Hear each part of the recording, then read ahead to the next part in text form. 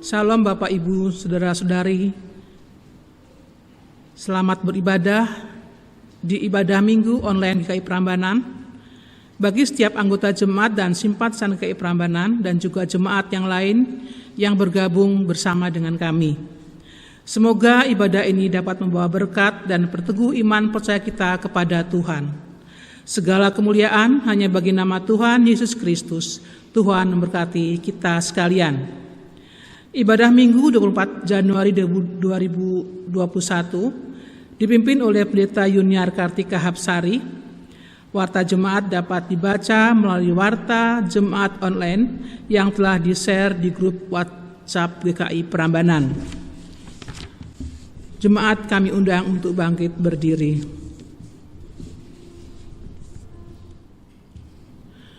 Betapa disenangi tempat kediaman-Mu ya Tuhan, semesta alam. Jiwaku hancur karena merindukan pelataran-pelataran Tuhan. Hatiku dan dagingku bersorak-sorai kepada Allah yang hidup. Bahkan burung pipit telah mendapat sebuah rumah, dan burung layang-layang sebuah sarang. Tempat menaruh anak-anaknya pada misbah-misbah-Mu, ya Tuhan, semesta alam. Ya Rajaku dan Allahku. Berbahagialah orang yang diam di rumah-Mu, yang terus-menerus memuji-muji Engkau. Berbahagialah manusia yang kekuatannya di dalam Engkau, yang berhasrat mengadakan ziarah. Mari jemaat kita bersama pujikan PKJ 8 bait 1 dan 2. Bukalah gapura indah.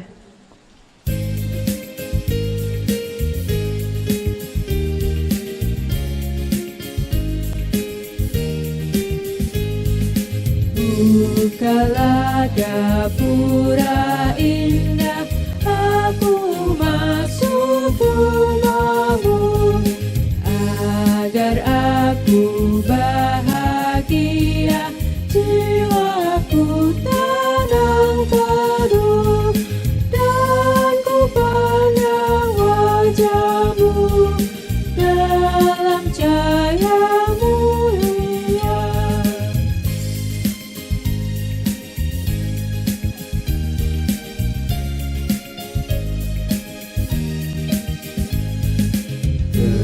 Kepadamu aku datang, oh Tuhan, ku datanglah. Di tempat Engkau berada, surga pun di situlah. Masuklah di hatiku, jadikanlah rumah-Mu.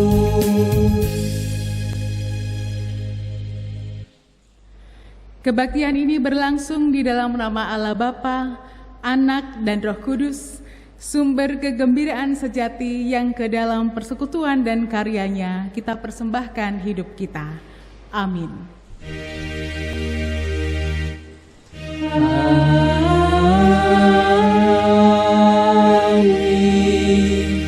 Amin.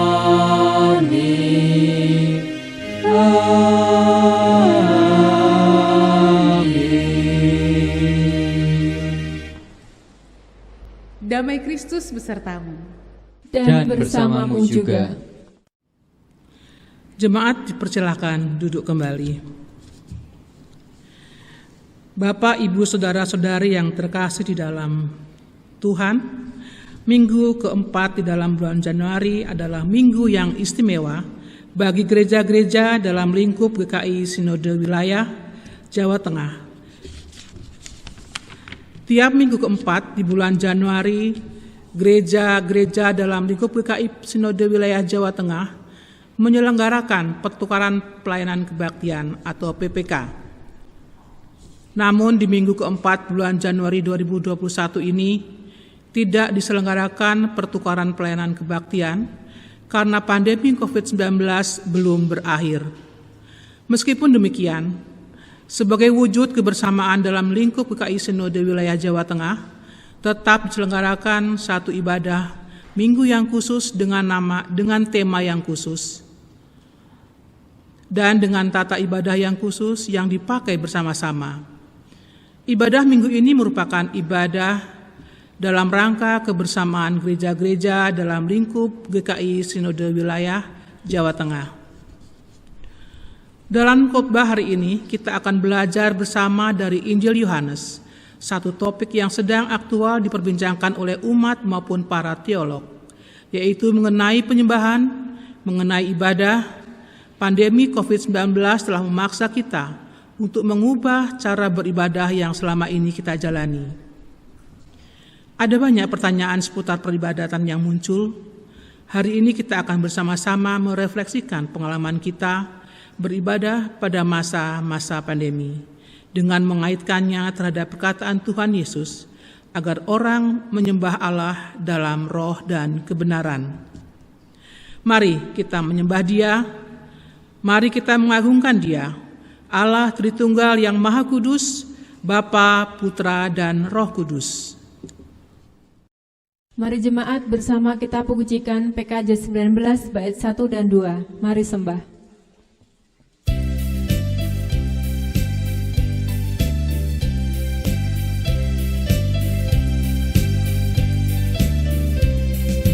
Mari sembah Allah yang akbar, agungkanlah karyanya besar. Allah yang berkuasa di atas isi dunia, patutlah semua memuji namanya. Mari sembah Allah yang akbar.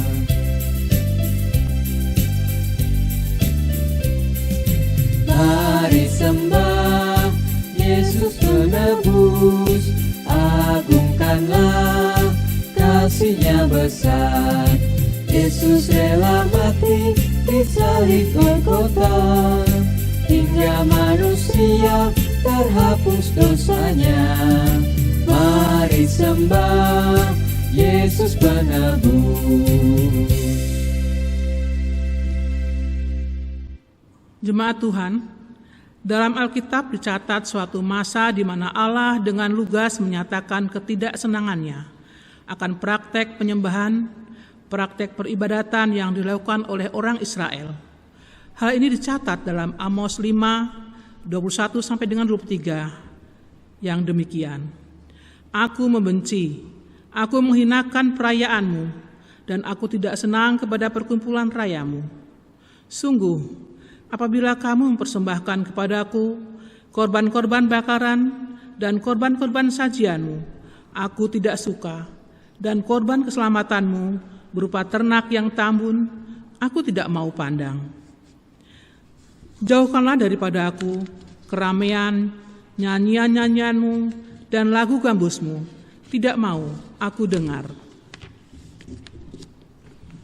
Bagaimana dengan kehidupan peribadatan kita selama ini? Adakah penyembahan kita menyukakan hati Allah? Sudahkah kita beribadah seturut dengan kehendak Allah? Ataukah selama ini kita beribadah seturut dengan kehendak atau selera kita sendiri? Apakah ibadah kita berfokus pada Allah atau justru berfokus pada pemuasan keinginan diri sendiri? Mari kita tundukkan kepala, kita sejenak menoleh ke belakang, melihat kehidupan peribadahan kita selama ini. Saat hening.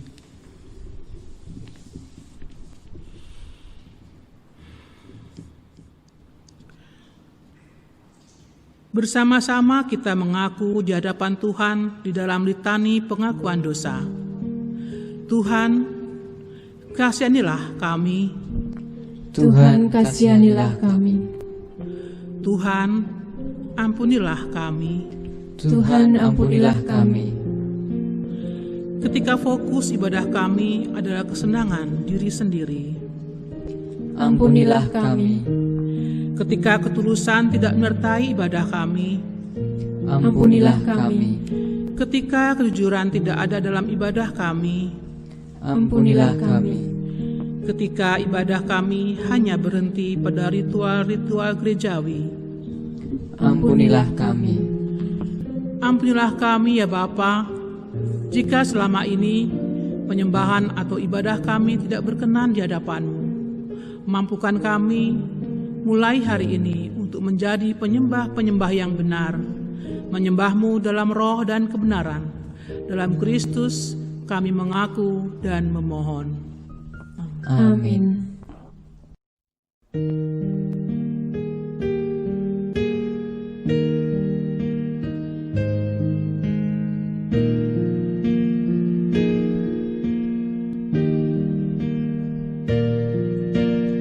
Tuhan kasihani,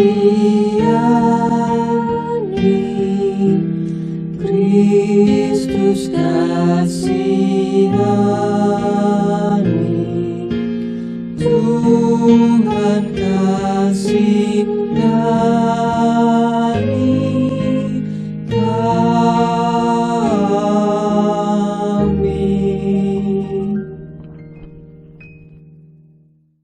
Jemaat diundang untuk bangkit berdiri.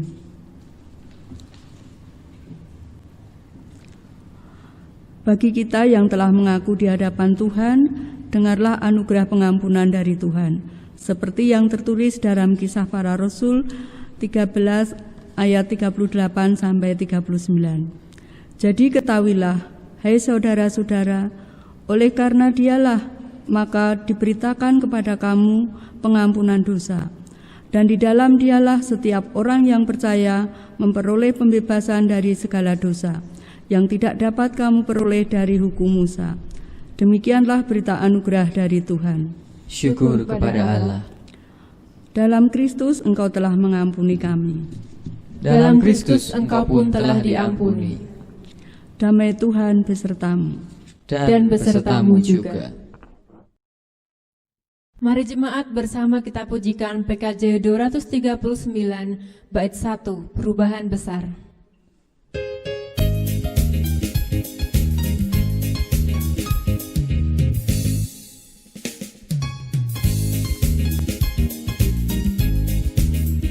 Perubahan besar di kehidupanku sejak Yesus di hatiku. Di jiwaku bersinar terang yang cemerlang sejak Yesus di hatiku. Sejak Yesus di hatiku. Sejak Yesus di hatiku. Jiwaku bergemar bagai ombak besar sejak Yesus di hatiku.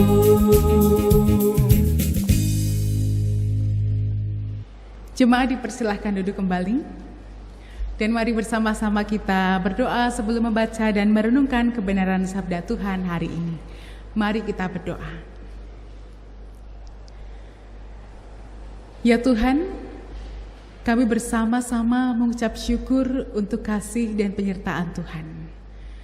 Kami mengucap syukur tak henti-hentinya Engkau menolong kami, bahkan memberikan pengampunan di sepanjang kehidupan kami.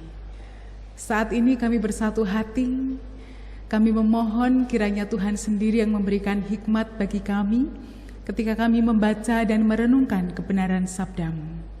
Kami yakin dan percaya Tuhan Engkau ada bersama-sama dengan kami. Bahkan Engkau sendiri yang menerangi hati dan pikiran kami, sehingga boleh memiliki hati yang faham akan maksud Tuhan. Dan tidak berhenti di situ saja, tetapi kami juga ingin menjadi pelaku firman Tuhan sesuai dengan apa yang Tuhan kehendaki kami lakukan di dalam kehidupan kami masing-masing. Pada saat ini Tuhan, mungkin kami sedang mengalami berbagai macam kesulitan, persoalan, atau pergumulan. Tetapi kami yakin dan percaya firman-Mu yang ajaib akan meneguhkan kami, akan memimpin kami, akan memberikan pertolongan bagi kami, sehingga kami boleh menjadi penyembah Tuhan, para penyembah Tuhan yang menyembah Tuhan di dalam roh dan kebenaran, seperti apa yang Tuhan kehendaki kami lakukan dalam kehidupan kami. Di dalam nama Tuhan Yesus Kristus kami berdoa dan memohon. Amin. Bacaan Injil hari ini diambil dari Injil Tuhan kita Yesus Kristus menurut Yohanes pasal 4 ayat 19 sampai 24. Yohanes 4 ayat 19 sampai 24 yang berbunyi demikian. Kata perempuan itu kepadanya, "Tuhan, nyata sekarang padaku bahwa Engkau seorang nabi. Nenek moyang kami menyembah di atas gunung ini, tetapi kamu katakan bahwa Yerusalemlah tempat orang menyembah." Kata Yesus kepadanya, "Percayalah kepadaku, hai perempuan, saatnya akan tiba bahwa kamu akan menyembah Bapa bukan di gunung ini dan bukan juga di Yerusalem. Kamu menyembah apa yang tidak kamu kenal. Kami menyembah apa yang kami kenal, sebab keselamatan datang dari bangsa Yahudi. Tetapi saatnya akan datang dan sudah tiba sekarang, bahwa penyembah-penyembah benar akan menyembah Bapa dalam roh dan kebenaran, sebab Bapa menghendaki penyembah-penyembah demikian. Allah itu roh, dan barang siapa menyembah Dia harus menyembahnya dalam roh dan kebenaran." Demikianlah Injil Tuhan kita Yesus Kristus. Berbahagialah setiap orang yang mendengarkan firman Allah, memelihara dan dengan sukacita melakukannya. Haleluya. Haleluya, haleluya, haleluya.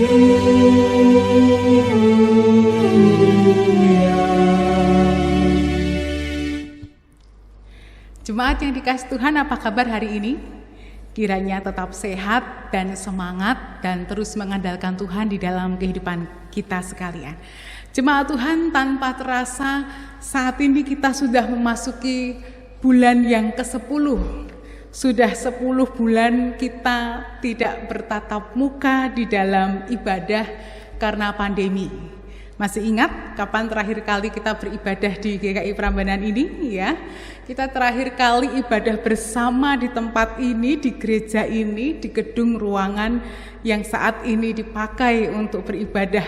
Pada saat ini dalam rekaman itu terakhir tanggal 15 Maret 2020. Nah, setelah itu ada perubahan yang sangat mendadak, membuat kita semua terkejut, bahkan kita nggak pernah membayangkan sebelumnya, tidak pernah terbesit di dalam pikiran kita dan tidak pernah terjadi di sepanjang sejarah ketika orang beribadah ya. Biasanya pasti kalau ibadah minggu itu ada di gedung gereja. Tetapi setelah itu, setelah tanggal 15 Maret ada keputusan bahwa ibadah di gereja ditiadakan. Nah, pada saat itu kita masih ingat bagaimana perasaan kita yang campur aduk, bahkan ada yang bertanya, "Loh kok ibadah minggu diliburkan? Ini nggak pernah terjadi, apakah bisa seperti itu? Bagaimana dengan ibadah kita?"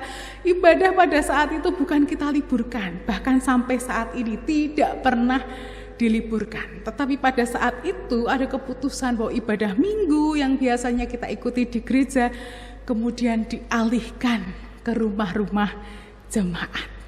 Jadi tempatnya saja yang berbeda dan bentuk kebaktiannya yang tidak sama seperti minggu-minggu sebelumnya, sebelum tanggal 15 Maret 2020. Semua gereja terkejut dengan keputusan ini, bahkan GKI Prambanan juga merasa sangat terkejut, baik majelis jemaat ataupun setiap jemaat, anggota ataupun simpatisan.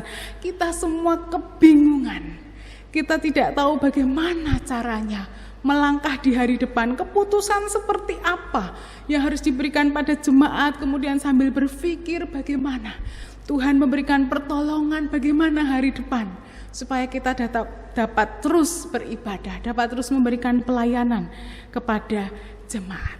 Pada saat itu saya mengingat dengan betul bagaimana kita tertatih. Jadi di awal-awal majelis jemaat menyiapkan liturgi yang di situ ada nyanyiannya, ada bagian kapan harus berdiri, kapan duduk, berdoa, bahkan khotbah juga diberikan secara tertulis. Hingga akhirnya tanggal 3 Mei 2020, atas pertolongan Tuhan kita dapat membuat suatu ibadah yang sangat sederhana, dibantu oleh anak-anak muda yang punya keinginan untuk melayani Tuhan di bidang multimedia, dan akhirnya sejak 3 Mei sampai hari ini dan mungkin ke hari-hari depan kita dapat mengadakan ibadah online. Rasanya sudah 10 bulan ya tidak dapat berjumpa, rasanya campur aduk, bahkan kita nggak tahu akan sampai kapan.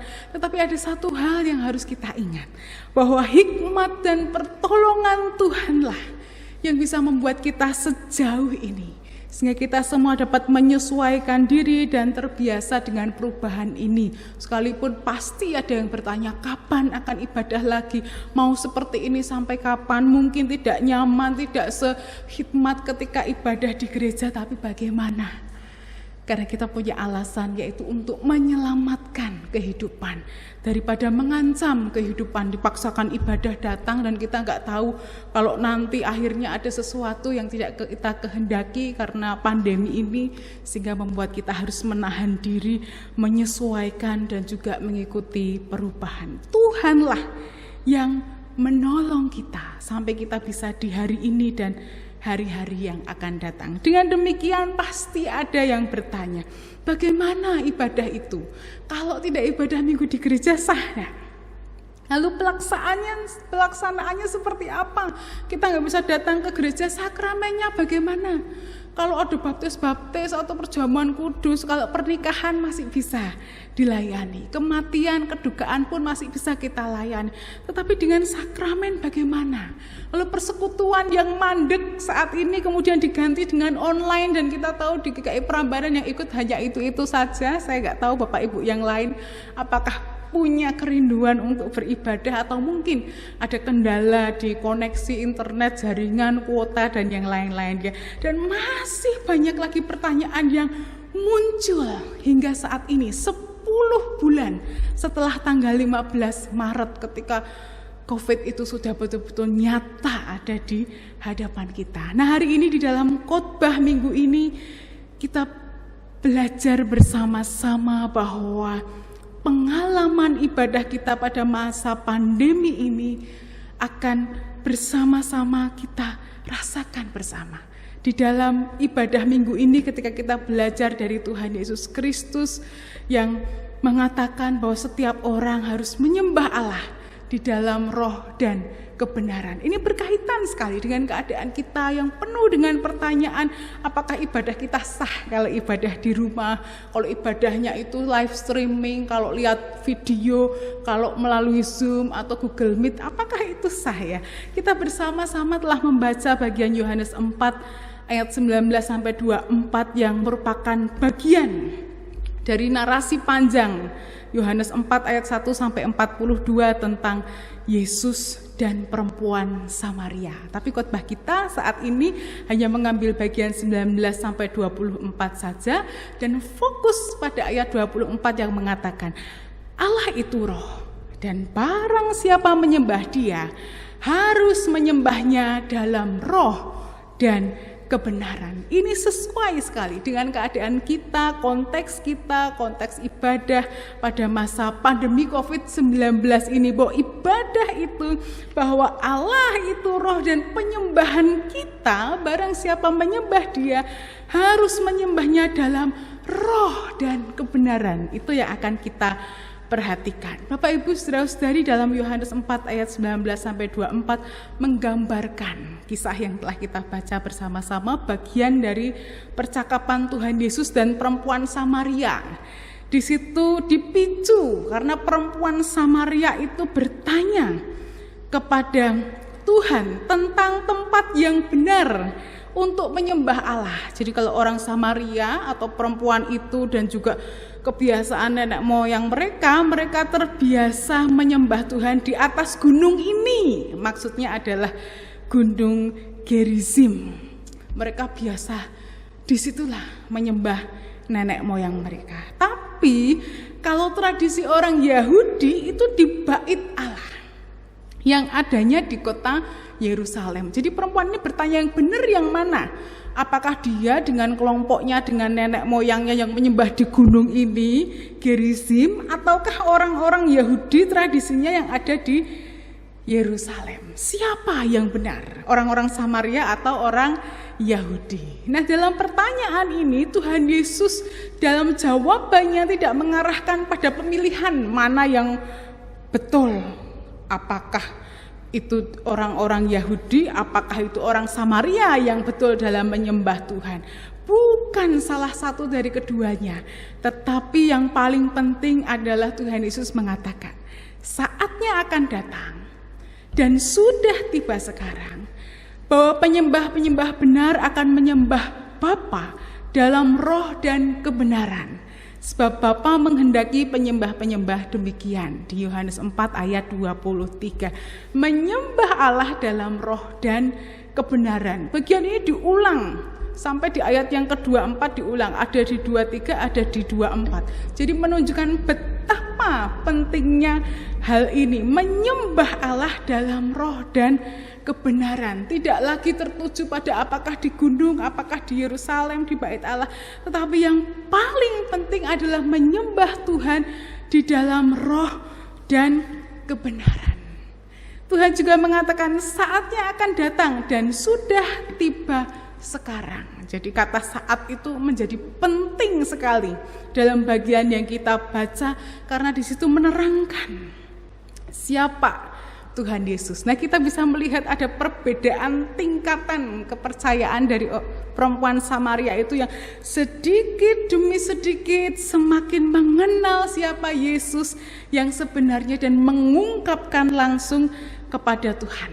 Pada awalnya sebelum berlanjut, perempuan itu menyebut Yesus adalah seorang laki-laki Yahudi yang meminta minum. Jadi ayat sebelumnya, di ayat 9. Kemudian di ayat 19, dalam percakapan tentang air hidup dan suami perempuan itu, ia mengatakan Yesus sebagai nabi. Dikatakan, kata perempuan itu kepadanya, Tuhan, nyata sekarang padaku bahwa engkau seorang nabi. Tadinya hanya laki-laki asing saja yang minta minum, kemudian setelah Yesus mengatakan mana suaminya dan yang lain-lain, ia tahu, oh, Yesus adalah nabi.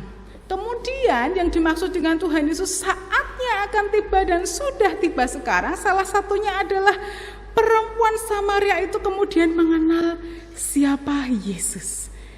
Karena pada akhirnya ia mengakui Yesus adalah Mesias. Jadi ada perbedaan, ada tingkatan, ada pengakuan yang luar biasa.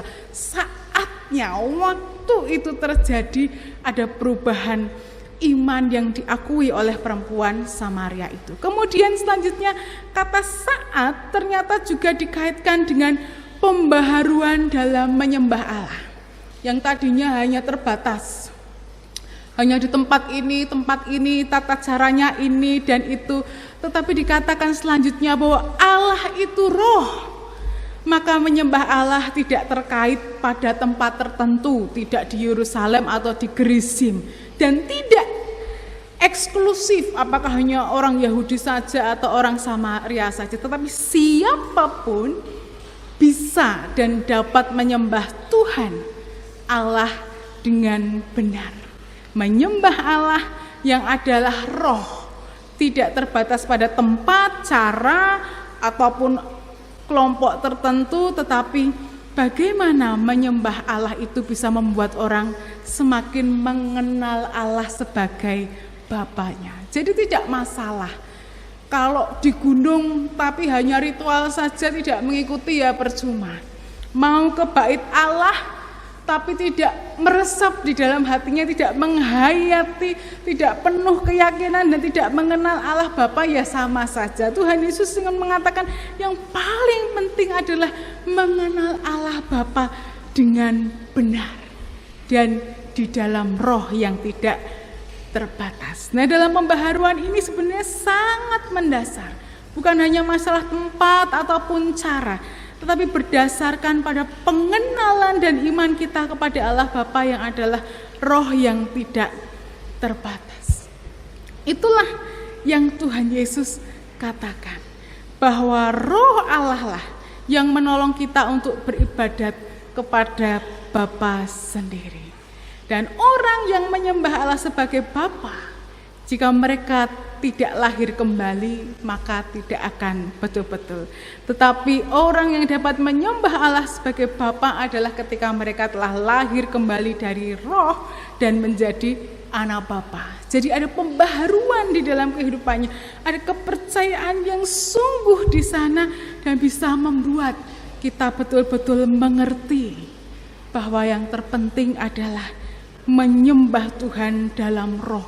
Bukan di luarnya kita mau ibadah di mana, pakai baju apa, dengan cara apa ya, tetapi apa yang ada di dalam diri kita. Menyembah Allah dalam roh tidak menunjuk kepada roh manusia, tetapi kepada roh Allah sendiri. Dan menyembah Allah di dalam kebenaran adalah menunjukkan misteri rahasia Allah Bapa yang disingkapkan oleh Yesus dan terus diingatkan kepada kita oleh roh. Dan juga Injil Yohanes memakai kata penyembah sebagai kritik terhadap ibadah yang dilakukan tanpa penghayatan. Jadi ini orang-orang atau kelompok-kelompok yang suka beribadah tanpa penghayatan sebenarnya sedang menyembah diri sendiri, sedang ingin memuaskan keinginan diri sendiri, bukan menyembah Tuhan, bukan di dalam roh dan kebenaran.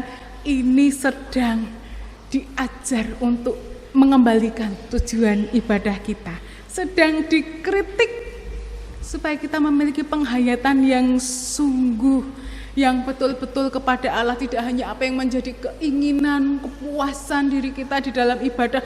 Kalau tidak di gereja nggak puas, kalau tidak langsung nggak puas gitu ya, kalau tidak persembahannya cemplukin langsung nggak puas, transfer atau dimasukkan di gereja apa nggak jelas gitu ya. Tapi lebih dari itu adalah roh di dalam kita yang menyembahnya, itu yang paling penting dari segalanya. Nah, bagian ini sedang diajarkan bagi kita. Tuhan Yesus saja ngajar, bukan di Yerusalem atau bukan di Gunung Gerizim, tetapi yang utama adalah roh kita. Lalu bagaimana dengan ibadah kita dalam masa pandemi saat ini yang sudah berlangsung 10 bulan dan kita nggak tahu akan selama apa lagi berjalan. Kalau Prambanan masih online, belum ada onsite-nya. Sejak yang tadi saya sebutkan itu di Maret sampai sekarang belum ada. Memang keadaannya belum memungkinkan. Kita betul-betul harus mempertimbangkan dengan kebijaksanaan yang sungguh, justru karena mengasihi jemaat.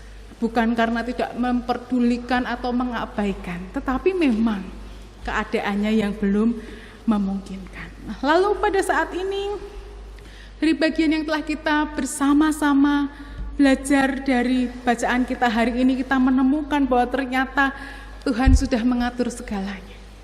Bahwa kita bersyukur pandemi COVID-19 ini terjadi pada era digital. Coba kalau ini 10 tahun, 15 tahun lalu, wes tambah nggak ada internet, nggak tahu caranya ini itu, maka kita akan lebih tertatih. Dan kita sesungguhnya bersyukur karena diberikan pertolongan. Saya yakin ada gereja-gereja yang sebelum masa pandemi sudah ada tim multimedianya, sudah bikin ibadah live streaming dan yang lain. Tapi tidak semua memiliki dan bisa. Tapi betapa ajaib bagi saya pribadi kalau Prambanan bisa punya ibadah online. Walaupun yang nonton tidak banyak, kadang juga ada yang nggak suka dengan ibadah itu, di-unlike dan yang lain. It's not problem. Tapi Tuhanlah yang memberi hikmat sampai ada anak-anak muda yang mau ambil bagian dalam multimedia, sampai ada orang-orang yang mau jadi petugas ibadah, sampai jemaat yang lain bisa mengikuti ibadah masing-masing di rumah. Itu keajaiban. Itu sesuatu hal yang luar biasa bagi saya pribadi. Itu pertolongan Tuhan, itu cara Tuhan untuk bisa meyakinkan pada kita bahwa kita nggak sendiri dalam masa pandemi ini.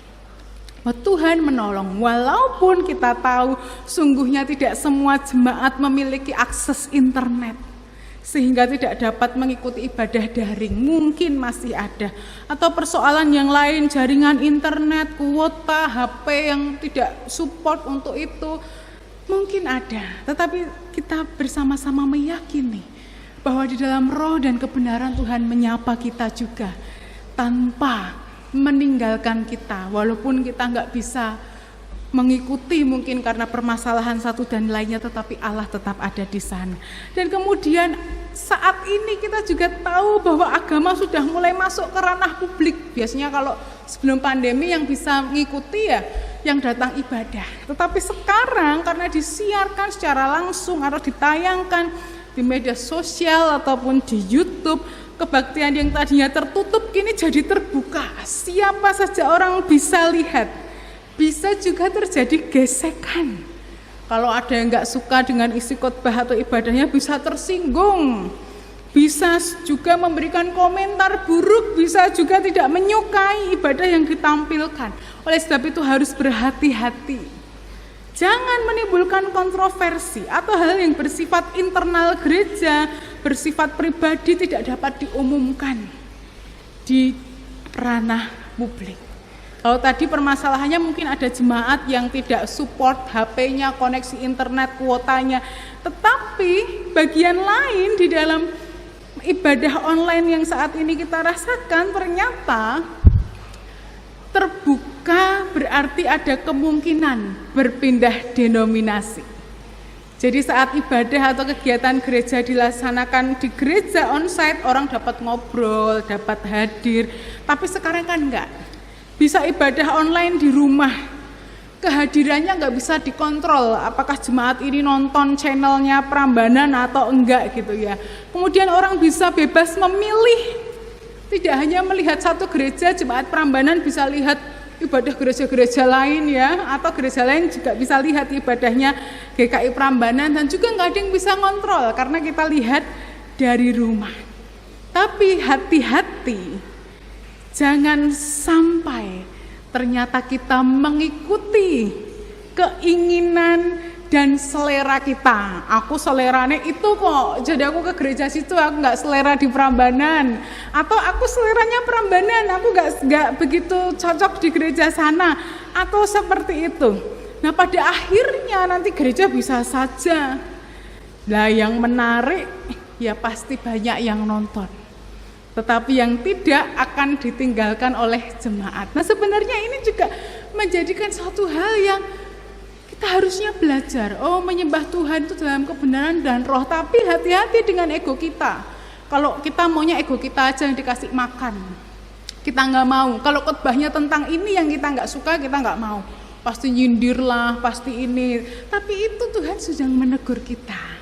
Kita sedang diajar di sana untuk berubah. Lalu bagaimana dengan ibadah online ini? Apakah akan berlanjut masih lama lagi atau sebentar? Apakah perjumpaan maya dapat menggantikan perjumpaan nyata yang seperti dulu sebelum ada COVID datang? Apakah komunitas virtual dapat menggantikan komunitas yang real? Karena saat ini kita biasanya apa-apa pakai Zoom, apa-apa pakai Google Meet, telepon, WhatsApp video, dan yang lain-lainnya. Apakah sentuhan di dunia maya dapat menggantikan sentuhan fisik? Apakah pertanyaan-pertanyaan yang lain juga sering muncul dalam kehidupan kita? Jawabannya adalah tidak. Masa-masa ini tidak selamanya. Juga bukan berarti gereja cuma akan online saja. Online adalah salah satu bagian saja. Akan menjadi kombinasi nanti online dengan onsite ataupun bentuk-bentuk yang lain. Sesuai dengan hikmat yang Tuhan berikan pada kita sehingga kita bisa merancang ibadah yang betul-betul sesuai dengan kebutuhan kita. Dan yang harus kita ingat, bahwa menyembah Tuhan dalam roh dan kebenaran tidak terbatas ruang dan waktu. Yang penting adalah beribadah dengan penghayatan yang sungguh, mencari kehendak Tuhan, roh kita dan kebenaran yang muncul, bukan keinginan-keinginan kita, mendengarkan kabar yang pengen kita dengar dan yang lain tidak, tetapi beribadah dengan penghayatan yang sungguh dan juga menjadi penyembah-penyembah yang benar. Dan saatnya bagi kita untuk melayani sesama kita, khususnya anggota keluarga kita, Kalau biasanya kita dilayani di gereja, saat ini dalam ibadah online tuh kita ada bersama dengan anggota keluarga kita bisa mendoakan mereka, kita bisa berinteraksi dalam ibadah bersama anggota keluarga kita, dan yang terpenting adalah kita terus berharap dalam tuntunan Tuhan dalam kehidupan kita dan menantikan pertolongan Tuhan. Kita ingat dan belajar bersama-sama. Yang utama adalah menyembah Tuhan dalam roh dan kebenaran. Kalau saat ini kita harus ibadah online, itu adalah cara Tuhan menyapa kita. Kita terus berharap suatu saat akan ada perubahan. Apakah onsite terbatas atau suatu saat nanti bisa ibadah kembali seperti dahulu, kita tidak tahu. Tetapi yang kita tahu, Tuhan dapat ditemui dimanapun, dan yang utama adalah menyembah Tuhan dalam roh dan kebenaran. Amin. Tuhan mengasihi kita sekalian.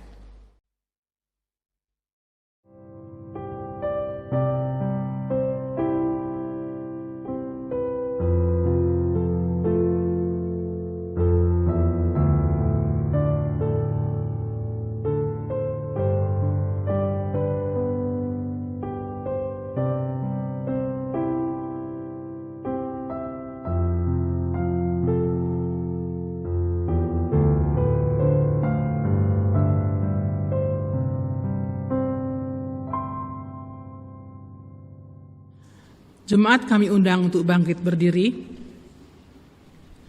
Bersama gereja-gereja ekumenis di segala tempat dan di segala abad, marilah kita ikrarkan pengakuan iman kita menurut pengakuan iman ekumenis Nesia Konstantinopel secara berbalasan. Apakah yang saudara percaya tentang Allah Bapa? Aku percaya kepada satu Allah, Bapa yang Maha Kuasa, Pencipta langit dan bumi, segala kelihatan dan yang tak kelihatan. Apakah yang saudara percaya tentang Yesus Kristus? Aku percaya kepada satu Tuhan Yesus Kristus, Anak Allah yang tunggal, lahir dari Sang Bapa sebelum ada segala zaman.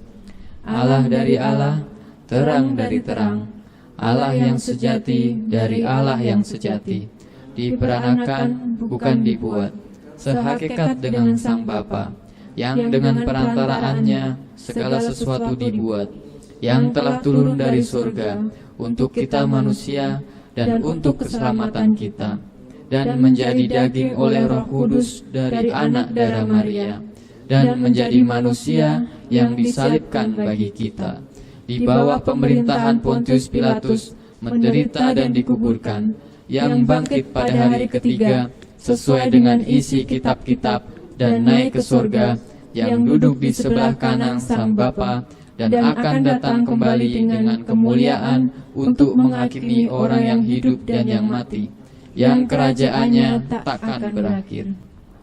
Apakah yang saudara percaya tentang Roh Kudus? Aku percaya kepada Roh Kudus yang jadi Tuhan dan yang menghidupkan, yang keluar dari Sang Bapa dan Sang Anak, yang bersama-sama dengan Sang Bapa dan Sang Anak, disembah dan dimuliakan, yang telah berfirman dengan perantaraan para nabi. Aku percaya satu gereja yang kudus dan am dan rasuli. Aku mengaku satu baptisan untuk pengampunan dosa. Aku menantikan kebangkitan orang mati dan kehidupan pada zaman yang akan datang. Amin. Jemaat dipersilakan duduk kembali. Mari jemaat Tuhan, kita bersatu hati, kita menaikkan doa syafaat kita bersama-sama. Ya Allah Bapa Pencipta Pemelihara, Tuhan Yesus Kristus Juru Selamat, Roh Kudus, Roh Penolong dan Penghibur, kami mengucapkan syukur, kami berterima kasih untuk pengampunan, pertolongan, penyertaan dan berkat Tuhan yang senantiasa mengiring kehidupan kami. Bahkan semakin nyata dan kami rasakan dalam masa pandemi yang sulit yang saat ini kami jalani. Di dalam ibadah ini Tuhan, kami bersatu hati. Kami ingin berdoa bagi orang-orang yang mengalami kesulitan ekonomi di masa pandemi ini. Tuhan senantiasa memberkati pekerjaan dan usaha yang mereka jalankan, serta memberikan hikmat di dalam mengelola keuangan dan pengeluaran, sehingga mereka tetap boleh bertahan. Kami semua boleh merasakan berkat yang dari Tuhan dan juga pertolongan Tuhan yang luar biasa. Saat ini kami juga berdoa untuk pemerintah Tuhan. Kiranya Tuhan memberi hikmat dalam membuat keputusan bagi mereka dalam menangani pandemi COVID-19 ini. Kami juga berdoa bagi para medis yang merawat pasien COVID-19 dan penyakit lainnya. Tuhan memberikan kekuatan bagi mereka. Tuhan berikan kesehatan. Tuhan berikan mereka hati yang bergembira karena harus melayani orang-orang yang sakit dan juga harus terus menjaga kesehatan mereka masing-masing. Biarlah pertolongan dan kemurahan Tuhan hadir atas mereka. Kami juga berdoa untuk kelancaran vaksinasi gelombang 1 yang telah dilaksanakan, dan kami juga berdoa untuk persiapan gelombang-gelombang berikutnya Tuhan di dalam memberikan vaksin bagi masyarakat.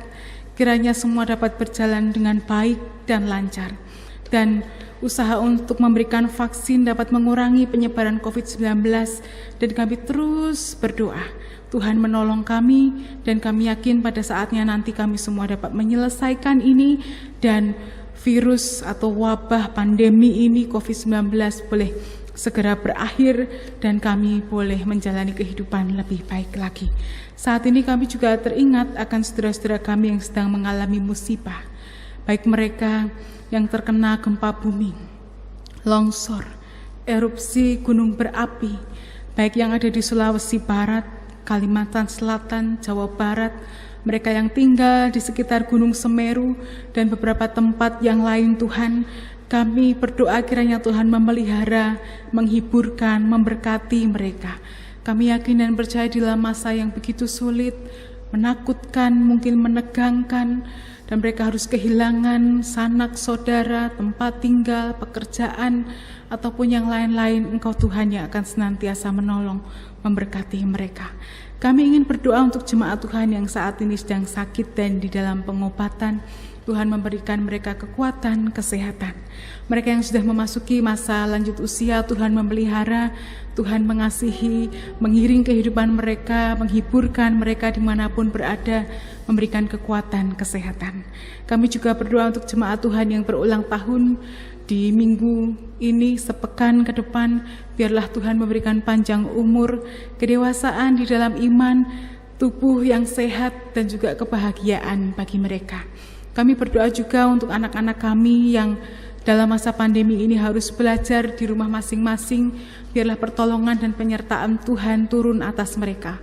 Mereka boleh tetap belajar, mereka boleh mendapatkan ilmu yang baik untuk masa depan mereka, dan mereka juga boleh terus menjadi anak-anak yang berbakti kepada orang tua dan takut akan Tuhan.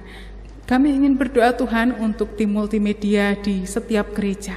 Kami bersyukur Tuhan juga menyapa kami sekalian melalui kerja keras dari tim multimedia yang membantu untuk mempersiapkan ibadah online ataupun onsite terbatas. Tuhan memberikan mereka talenta, Tuhan memberikan mereka kesetiaan di dalam pelayanan, Tuhan melindungi dalam masa pandemi ini, dan Tuhan juga memberkati setiap pekerjaan, usaha, atau studi yang mereka lakukan di dalam kehidupan mereka masing-masing. Kami bersama-sama juga berdoa untuk perkembangan pelayanan gereja-gereja dalam lingkup Sinode GKI wilayah Jawa Tengah ini. Tuhan, biarlah Engkau yang akan senantiasa menolong kami supaya boleh memberikan pelayanan yang terbaik bagi setiap warga jemaat, baik anggota ataupun simpatisan, dan Tuhan sendiri yang kami andalkan di dalam pelayanan kami. Dan saat ini mari bersama-sama kita menutup syafaat ini dengan mengucapkan doa Bapa kami bersama-sama.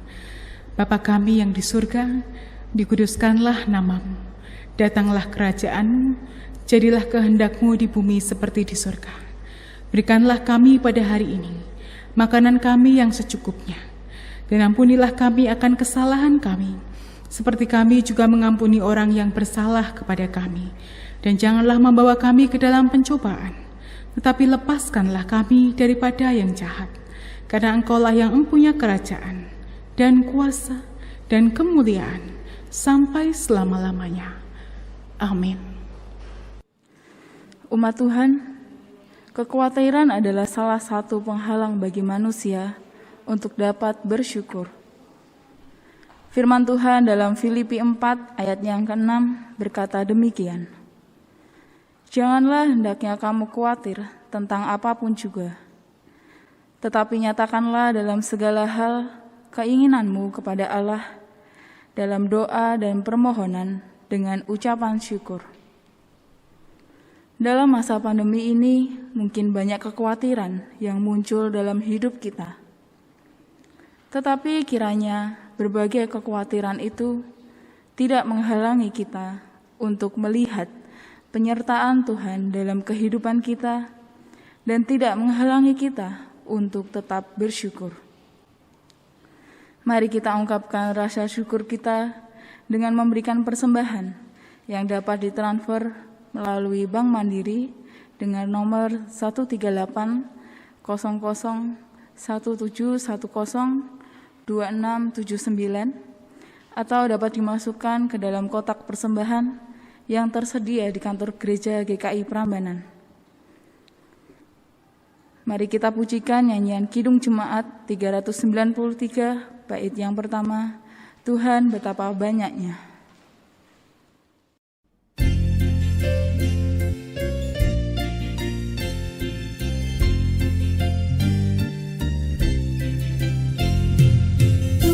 Betapa banyaknya berkat yang Kau beri, teristimewa rahmat-Mu dan hidup abadi. Terima kasih ya Tuhanku atas keselamatanku. Padaku telah Kau beri hidup bahagia abadi.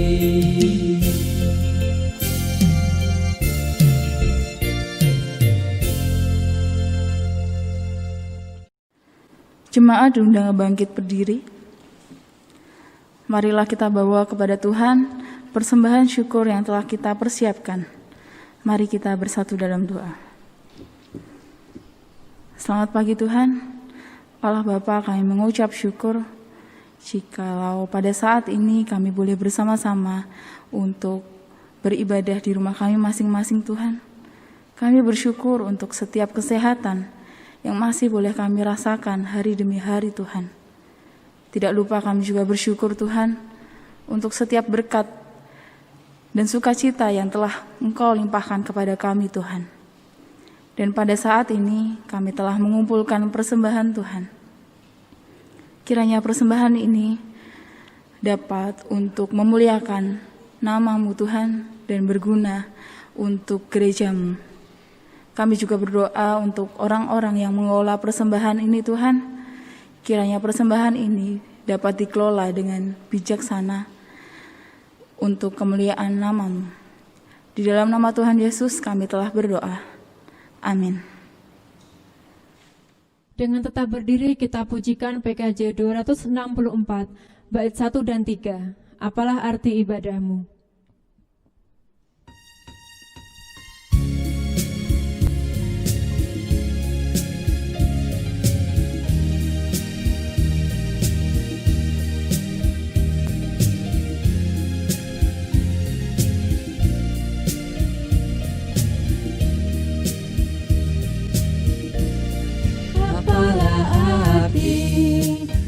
Ibadahmu kepada Tuhan,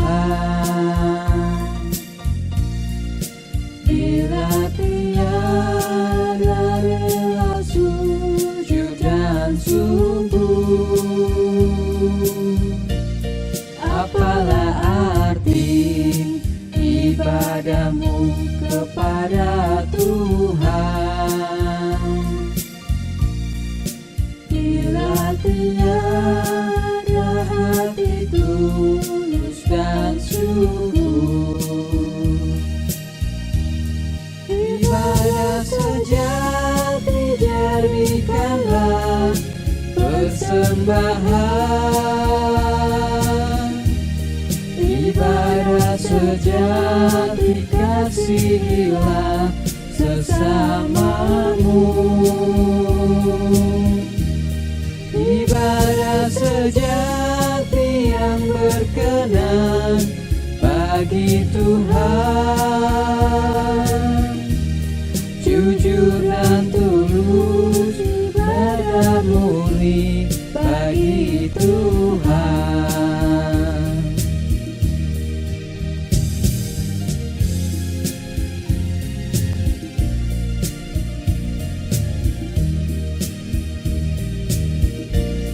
Berbahagia orang yang hidup beribadah,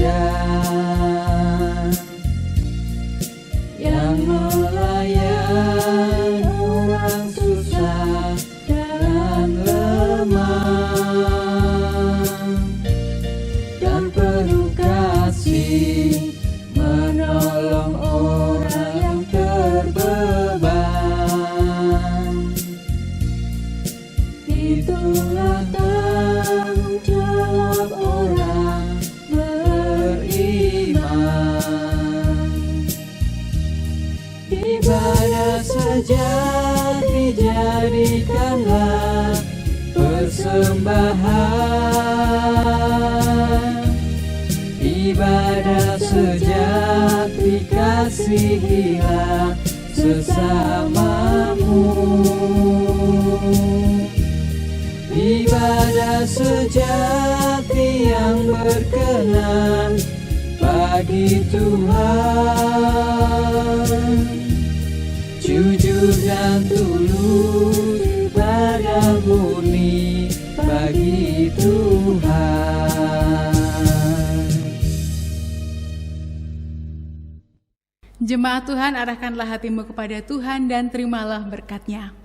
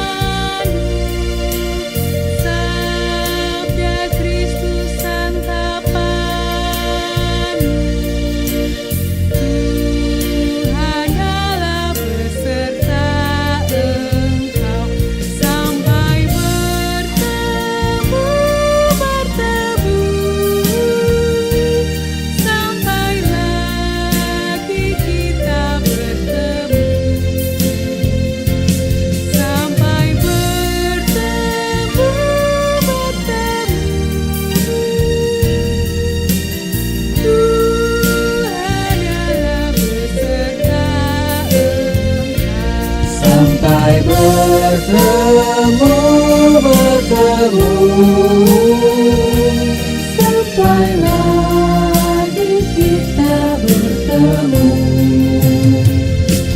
sampai bertemu,